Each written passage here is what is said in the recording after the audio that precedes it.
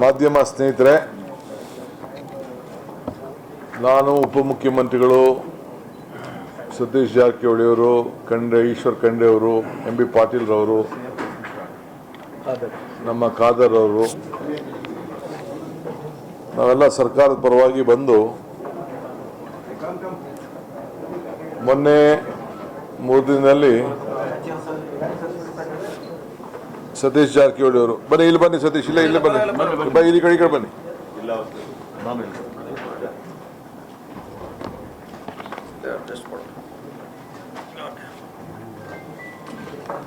ಸತೀಶ್ ಜಾರಕಿಹೊಳಿ ಅವರು ಇವತ್ತು ಸಭೆಯನ್ನ ನಡೆಸಿದ್ದೇವೆ. ಎಲ್ಲ ಶಾಸಕರನ್ನ, ಈ ಪುತ್ತೂರು ಕರ್ನಾಟಕದ ಎಲ್ಲ ಶಾಸಕರನ್ನ, ಜನಪ್ರತಿನಿಧಿಗಳನ್ನ, ಸಂಸತ್ ಸದಸ್ಯರನ್ನ ಕೂಡ ಆಹ್ವಾನಿಸಿದ್ದು. ಎಲ್ಲ ಪಾರ್ಟಿಯವರು ಕೂಡ ಎಲ್ಲ ಬಹಳ ಗೌರವದಿಂದ ಬಂದಿದ್ದರು. ಮೊನ್ನೆ ನಾನು ಗುಲ್ಬರ್ಗಾದಲ್ಲಿ ಆ ಗುಲ್ಬರ್ಗಾ ವಿಭಾಗದ, ಕಲಬುರಗಿ ವಿಭಾಗದ ಸಭೆಯನ್ನು ನಡೆಸಿದೆ. ಬಸವಣ್ಣನ ನಾಡು ಅವರ ಅನುಭವ ಮಂಟಪದಿಂದ ಅಲ್ಲಿ ಪರಿಶೀಲನೆ ಮಾಡಿ, ಅಲ್ಲೋಗಿ ಒಂದು ಸಭೆ ಮಾಡಿ, ಅಲ್ಲಿರುವಂಥ ಎಲ್ಲ ಶರಣರ ಭೇಟಿ ಮಾಡಿ ಅವರ ಮಾರ್ಗದರ್ಶನ ಕೂಡ ಪಡೆದು ಆ ಬಸವ ಕಲ್ಯಾಣದಲ್ಲಿರುವಂಥ ಎಲ್ಲ ವರ್ಗದ ಜನ ಅವರ ಪುತ್ಥಳಿಗೆ ಗೌರವವನ್ನು ಕೊಟ್ಟು ಆ ಸಮಾಜಗಳನ್ನು ಭೇಟಿ ಮಾಡಿ, ನಮ್ಮ ಕಾಂಗ್ರೆಸ್ ಪಕ್ಷದ ಸಭೆ ಕೂಡ ರಾತ್ರಿ 9 ಗಂಟೆಯಿಂದ 10:30ವರೆಗೂ ನಡೆಸಿ, ಅದಾದಮೇಲೆ ಬೆಳಗ್ಗೆ ಗುಲ್ಬರ್ಗಾ ಕಾರ್ಯಕ್ರಮವನ್ನು ಸಭೆಯನ್ನು ನಡೆಸಿದ್ದೇನೆ. ಅನೇಕ ವಿಚಾರಗಳನ್ನು ಚರ್ಚೆ ಮಾಡಿದ್ದೇವೆ. ನಿಮ್ಮಲ್ಲಿ ಕೆಲವು ಭಾಗದಲ್ಲಿ ಮಾತ್ರ ಈ ಕಿತ್ತೂರು ಕರ್ನಾಟಕದಲ್ಲಿ ಸ್ವಲ್ಪ ಮಳೆ ಬರ್ತಾ ಇದೆ. ಅದು ಫುಲ್ ಮಳೆ ಅಂತ ನಾನು ಹೇಳಲಿಕ್ಕೆ ತಯಾರಿಲ್ಲ, ಇನ್ನು ಅದಕ್ಕೆ ಟೈಮ್ ಇದೆ. ಆದರೆ ಪ್ರಧಾನಮಂತ್ರಿಗಳು ಕೂಡ ನಮಗೆಲ್ಲ ದೊಡ್ಡ ಎಚ್ಚರಿಕೆ ಗಂಟೆಯನ್ನು ಕೊಟ್ಟಿದ್ದಾರೆ. ನಮಗೂ ಕೂಡ ನಮ್ಮ ವರದಿಗಳಲ್ಲಿ ಇನ್ನು ಕೆರೆಗಳಿಗೆ ನೀರು ಹೋದ ಸತಿ ಏನು ಬಂದಿತ್ತು, ಆ ವರ್ಷದ ಮಳೆ ವಾಡಿಕೆ ಮಳೆಯಂತೆ ಮಳೆ ಬಂದಿಲ್ಲ. ಕೆಲವು ಕಡೆ 10% ಬಂದಿದೆ, ಕೆಲವು ಕಡೆ 20%, ಕೆಲವು ಕಡೆ 30% ಇಲ್ಲಿಗೆ ನಿಂತಿದೆ. ಎಲ್ಲೂ ಸಮಪಾಲು ನೀರು ಬಂದಿಲ್ಲ.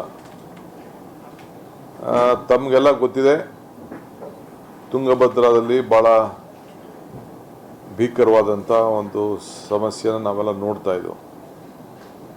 ಹೋದ ವರ್ಷ ಗೇಟು 19ನೇ ಗೇಟ್ ಒಡೆದೋಗಿತ್ತು. ನಾನೇ ಅದಕ್ಕೆ ನೀರಾವರಿ ಮಂತ್ರಿ ಆಗಿದ್ದ ಸಂದರ್ಭದಲ್ಲಿ ಭೇಟಿ ಕೊಟ್ಟಿದ್ದೆ. ತಕ್ಷಣ ಹೋಗಿ ಎಲ್ಲ ಗೇಟ್ಗಳನ್ನು ಬದಲಾಯಿಸಬೇಕು ಅಂತ ಹೇಳಿ ತೀರ್ಮಾನವನ್ನು ಮಾಡಿದ್ದೇವೆ. ಇದಲ್ಲದೆ ರಾಜ್ಯದ ಎಲ್ಲ ನೀರಾವರಿ ಗೇಟ್ಗಳನ್ನು 50 ವರ್ಷ ಯಾವುದಾದ್ರು ತುಂಬಿದೆ ಅದನ್ನೆಲ್ಲ ಟೆಕ್ನಿಕಲ್ ಆಗಿ ನಾವು ಸ್ಟಡಿ ಮಾಡ್ತಾ ಇದ್ದೇವೆ. ಎಲ್ಲೆಲ್ಲಿ ವರದಿ ಬರ್ತದೋ ಅದನ್ನೆಲ್ಲ ನಾವು ಬದಲಾವಣೆ ಮಾಡಲಿಕ್ಕೆ ತೀರ್ಮಾನವನ್ನು ಮಾಡಿದ್ದೇವೆ. ಸೊ ಈಗಾಗಲೇ 33 ಗೇಟ್ ಕೂಡ ಮಾಡಿದೋ.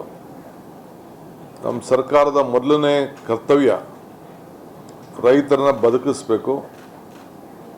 ಆ ತುಂಗಭದ್ರಾ ಸಮಸ್ಯೆ ಭಾಳ ದಿನದಿಂದ ನಿಂತಿದೆ. 31 TMC ನೀರು ಹೂಳು ಒಳಗಡೆ ತುಂಬಿದೆ. ಅದನ್ನು ಗೌರವಾನ್ವಿತ ಮುಖ್ಯಮಂತ್ರಿಗಳು ಆಂಧ್ರ ಪ್ರದೇಶದವ್ರ ಹತ್ರ ಕೂಡ ನಾನು ಚರ್ಚೆ ಮಾಡಿ ಖಾಸಗಿಯಾಗಿ, ಆಮೇಲೆ ಕೇಂದ್ರ ಮಂತ್ರಿಗಳ ಹತ್ರ ಚರ್ಚೆ ಮಾಡಿ, ಸೊ ಮೊದಲನೇ ಬಾರಿಗೆ ನಮ್ಮ ಕರ್ನಾಟಕ ರಾಜ್ಯದಲ್ಲಿ ನೀರಾವರಿ ಸಮಸ್ಯೆಗೋಸ್ಕರ 3 ಮುಖ್ಯಮಂತ್ರಿಗಳು ಒಟ್ಟಿಗೆ ಸೇರಿ ಕೇಂದ್ರ ಸಚಿವರಾದಂಥ CR ಪಾಟೀಲ್ ಅವರ ಅಧ್ಯಕ್ಷತೆಯಲ್ಲಿ ಒಂದು ಸಭೆಯನ್ನು ಕೂಡ ನಾವು ನಡೆಸಿ ಭಾಳ ದೊಡ್ಡ ಐತಿಹಾಸಿಕವಾದಂಥ ತೀರ್ಮಾನವನ್ನು ತೆಗೆದುಕೊಂಡಿದ್ದೇವೆ. ಏನು ಆ ನೀರೆಲ್ಲ ಅವ್ರಿಗೆ ಹೋಗ್ತಾಯಿತ್ತು, ಆಂಧ್ರ ಪ್ರದೇಶಕ್ಕೆ ಹೋಗ್ತಾಯಿತ್ತು. ಆದರೂ ಕೂಡ ಅವ್ರಿಗೆ ಮನವೊಲಿಸಿ ತೆಲಂಗಾಣ ಮುಖ್ಯಮಂತ್ರಿಗಳು, ಆಂಧ್ರ ಮುಖ್ಯಮಂತ್ರಿಗಳು ಮತ್ತು ನಾನು CRS ಪಾಟೀಲ್ ಅವರು ಒಪ್ಪಂದಕ್ಕೆ ಬಂದಿದ್ದೇವೆ. ನಾವು ಆ ನೀರನ್ನು ಸಮುದ್ರಕ್ಕೆ ಬಿಡೋದು ಬೇಡ, ನಮ್ಮಲ್ಲೇ ಜಗಳ ಆಡದೆ ಆ ಬ್ಯಾಲೆನ್ಸಿಂಗ್ ರಿಸರ್ವರ್ನ ಮಾಡಿ ಆ ನೀರಿಗೆ ಉಳಿಸ್ಲಿಕ್ಕೆ, ರೈತರ ಬದುಕಲಿಕ್ಕೆ ಏನೆಲ್ಲ ಮಾಡಲಿಕ್ಕೆ ಸಾಧ್ಯನೋ ಆ ತೀರ್ಮಾನ ಮಾಡೋಣ ಅಂಥೇಳಿ ನಾವು 3 ಜನನು ಒಂದು ಸೆಂಟ್ರಲ್ ಗೌರ್ಮೆಂಟ್ ಒಂದು ಟೆಕ್ನಿಕಲ್ ಕಮಿಟಿ ಮಾಡಲಿಕ್ಕೆ ನಾವೆಲ್ಲ ಸಮ್ಮತಿಯನ್ನು ವ್ಯಕ್ತಪಡಿಸಿದ್ದೇವೆ. ಸೊ ಅವರು 100 ದಿನದಲ್ಲೇ 3 ತಿಂಗಳೊಳಗಡೆ ಅವರ ಟೀಮ್ 3 ಜನ ಆಫೀಸರ್ಸು ನಮ್ಮಿಂದ ಒಬ್ಬರು, ತೆಲಂಗಾಣದಿಂದ ಒಬ್ಬರು, ಆಂಧ್ರ ಪ್ರದೇಶದಿಂದ 3 ಜನ ಸೇರಿ ಆ ಸೆಂಟ್ರಲ್ ಗೌರ್ಮೆಂಟ್ ಆಫೀಸರ್ಸ್ ಸೇರಿ ಒಂದು ಸಮಿತಿಯನ್ನು ಮಾಡಿ, ಟೆಕ್ನಿಕಲ್ ಕಮಿಟಿ ಮಾಡಿ ಅವ್ರು ರಿಪೋರ್ಟ್ ಕೊಡ್ತಾರೆ. ಅದಾದ ಮೇಲೆ ನಾವು ಏನು ಮಾಡಬೇಕು ಅಂತ ನಾವು ತೀರ್ಮಾನವನ್ನು ಮಾಡ್ತೇವೆ. ಒಟ್ಟು 3 ಜನನೂ ಕೂಡ ಆ ಬ್ಯಾಲೆನ್ಸಿಂಗ್ ರಿಸರ್ವ್ ಮಾಡೋದು ಭಾಳ ಅವಶ್ಯಕತೆ ಅನ್ನೋದನ್ನು ಒಪ್ಪಂದಕ್ಕೆ ನಾವು ಬಂದಿದ್ದೇವೆ. ಈ ಮಧ್ಯದಲ್ಲಿ ಕೃಷ್ಣ, ಕಾವೇರಿ, ಗೋದಾವರಿ ಜೋಡಣೆ ವಿಚಾರದಲ್ಲಿ ಕೂಡ ನಾವು ಒಪ್ಪಂದವನ್ನು ಮಾಡಿಕೊಂಡಿದ್ದೇವೆ. ಕೇಂದ್ರ ಸರ್ಕಾರಕ್ಕೆ ಸಮ್ಮತಿಯನ್ನು ವ್ಯಕ್ತಪಡಿಸಿದ್ದೇವೆ. ಅವರು ನ್ಯಾಷನಲ್ ಪ್ರಾಜೆಕ್ಟ್ ಆಗಿ ಘೋಷಣೆ ಮಾಡ್ತೀವಿ ಅಂತ ಒಪ್ಕೊಂಡಿದ್ದಾರೆ. ಸುಮಾರು 1 ಲಕ್ಷ ಕೋಟಿ ರೂಪಾಯಿ ಪ್ರಾಜೆಕ್ಟನ್ನು ಮಾಡಲಿಕ್ಕೆ ನಾವು ಸಮ್ಮತಿಯನ್ನು ಕೊಟ್ಟಿದ್ದೇವೆ. ಸೊ 10% ನಮ್ಮದು, 90% ಅವ್ರು ಹಾಕ್ತಾರೆ.